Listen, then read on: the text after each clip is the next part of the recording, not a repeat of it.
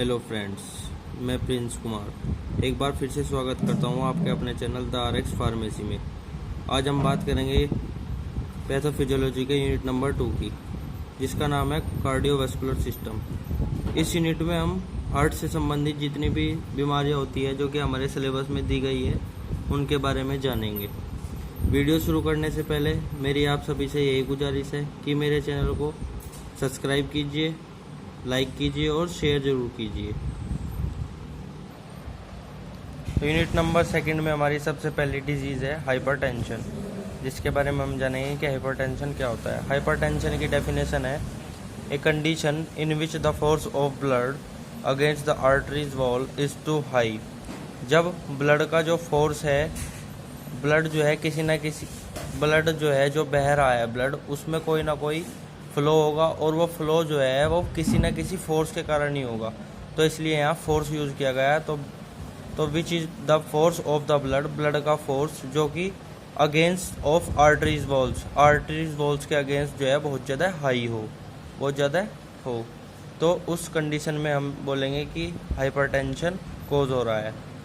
या फिर दूसरी डेफिनेशन भी दे सकते हैं इसकी। It can be define as persistent increase in systolic blood pressure.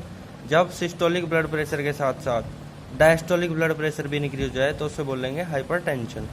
अब हमारे पेपर्स में एंड सेमेस्टर एग्जाम में अधिकतर शॉर्ट नोट्स में ये छोटी छोटी डेफिनेशन पूछ ली जाती है, जैसे कि blood pressure, cardiac output, systemic vascular resistance, ये सब जो है। इसलिए हम इनके बारे में भी जानेंगे कि ये होता क्या है।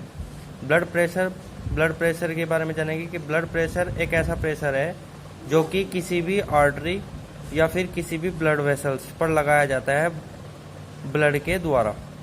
Blood pressure is equals to cardiac output into systemic vascular resistance. Cardiac output होता है कि कोई भी हार्ट 1 मिनट में जितना अमाउंट ऑफ ब्लड को पंप करेगा उस अमाउंट को बोलेंगे cardiac output. Systemic vascular resistance बोलते हैं कि किसी भी ब्लड को फ्लो करने के लिए एक रेसिस्टेंस की आवश्यकता होती है, तो उसे बोलेंगे systemic vascular resistance. It is the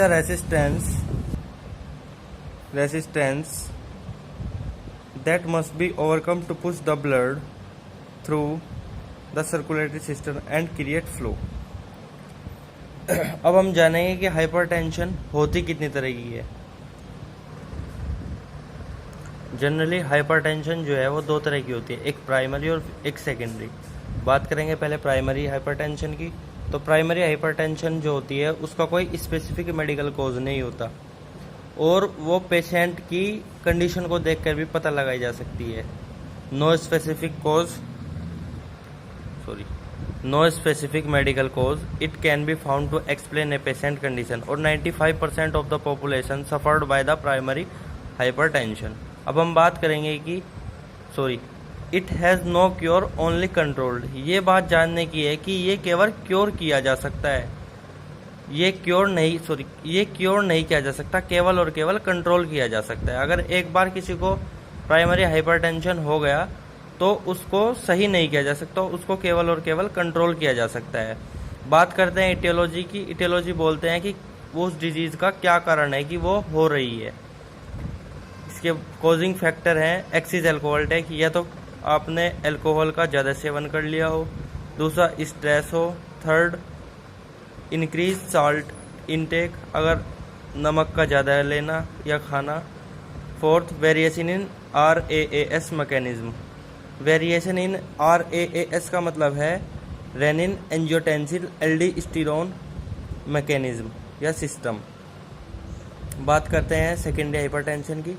secondary hypertension जो होता है वो किसी भी मेडिकल डिजीज़ की कॉम्प्लिकेशन के कारण होता है, जैसे कि Cushing syndrome, hyperthyroidism, kidney impairment, pregnancy, pheochromocytoma, cancer of adrenal medulla.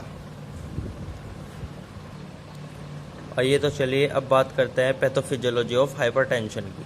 Pathophysiology से मतलब होता है कि कोई भी पैथोजन हमारे शरीर में आने के बाद उसने हमारे शरीर में क्या क्या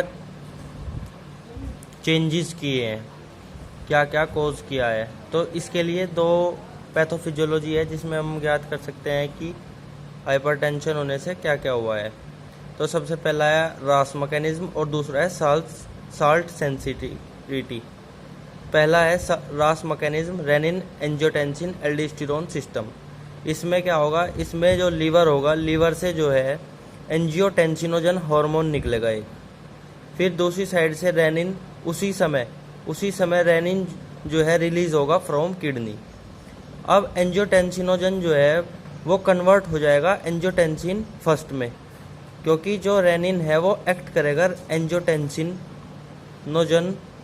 पे आके और उसे कन्वर्ट कर जाएगा एंजियोटेंसिन फर्स्ट में। फिर जो लंग्स होगा वो लंग्स जो है रिलीज करेगा एंजियोटेंसिन कन्वर्टिंग एंजाइम को, जो कि कन्वर्ट कर देगा एंजियोटेंसिन फर्स्ट को एंजियोटेंसिन सेकंड में। अब जो एंजियोटेंसिन सेकंड है वो भी एंजियोटेंसिन थर्ड में चेंज हो जाएगा विद द हेल्प ऑफ अमीनोपेप्टाइडेज। अब जो एंजियोटेंसिन सेकंड है वो क्या करेगा, एंजियोटेंसिन सेकंड जो है वो करेगा वैसोकॉन्स्ट्रिक्शन और स्टिमुलेशन करेगा एड्रिनल ग्लैंड का। एड्रिनल ग्लैंड का स्टिमुलेशन होने से एल्डोस्टेरोन हार्मोन को सिक्रिएशन होगा, रिलीज होगा। वो एल्डोस्टेरोन हार्मोन जो है एक्ट करेगा किडनी पे।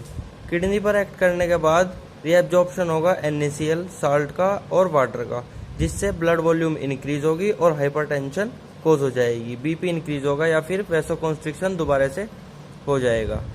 अब हम बात करेंगे दूसरे वाले मैकेनिज्म की, जिसको बोलते हैं साल्ट सेंसिटिविटी। तो साल्ट सेंसिटिविटी में होता क्या है कि इसमें जो है शरीर में जब साल्ट की मात्रा इंक्रीज होगी तो बॉडी को मोर वाटर की रिक्वायरमेंट होगी, जिससे क्या होगा, जो ब्लड का इंक्रीज हो जाएगा pressure on the wall of blood vessel और हाइपरटेंशन कोज होएगा। तो इसमें लिखा हुआ है this is due to fact increase amount of the salt in person's blood stream cause the body to draw more water which increase the pressure on the walls of blood vessels. ये एक fact है जो कि होगा increase amount of the blood, increase amount of the salt का amount बढ़ने से in person एक व्यक्ति में ब्लड स्ट्रीम कोज द, जो ब्लड स्ट्रीम होगी वो कोज करेगी body to draw more water, की बॉडी को मोर वाटर मिले। विच इंक्रीज द प्रेशर, जो कि प्रेशर को इंक्रीज करेगा on the walls of blood vessels के ऊपर, जिससे हाइपरटेंशन कोज हो जाएगी। बस यही हाइपरटेंशन है। इसमें हम बात करेंगे आगे सिम्टम्स की। सिम्टम्स में देखते हैं कि इसमें टायर्डनेस होगा, थकावट होगी, vision change, nausea, vomiting, dizziness और चेस्ट पेन एक्सेट्रा। आशा करता हूँ कि आपको मेरी वीडियो अच्छी लगी होगी, तो प्लीज़ सब्सक्राइब कीजिए मेरे चैनल को, लाइक और शेयर जरूर कीजिए। धन्यवाद।